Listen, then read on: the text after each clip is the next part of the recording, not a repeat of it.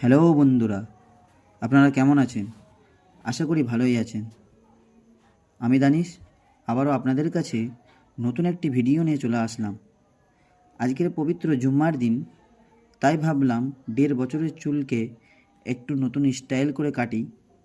তাই আমি সরাসরি সেলুন দোকানে চলে আসলাম। সেলুন ভাই হালকার ওপর দিয়ে আমার এই চুলকে কেটে দেয়।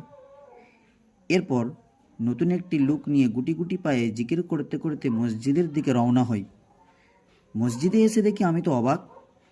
প্রতি জুম্মার মতন এই জুম্মাতেও ইমাম সাহেব আমার জন্য দাঁড়ালো না, সে বায়ান শুরু করে দিল। কে কে আমার মতন এমন হতভাগা আছো যা ইমাম সাহেব বায়ান শুরু করার পর মসজিদের মধ্যে দাখিল হই? তারা অবশ্যই কমেন্ট করে জানাবেন। তাহলে ভালো থাকবেন, আবারও দেখা হবে অন্য একটি ভিডিওতে। আরেকটি রিকোয়েস্ট, আপনারা কি এমন ভিডিও আরও দেখতে চান? চট করে সাবস্ক্রাইব বাটনটা চেপেই দেন।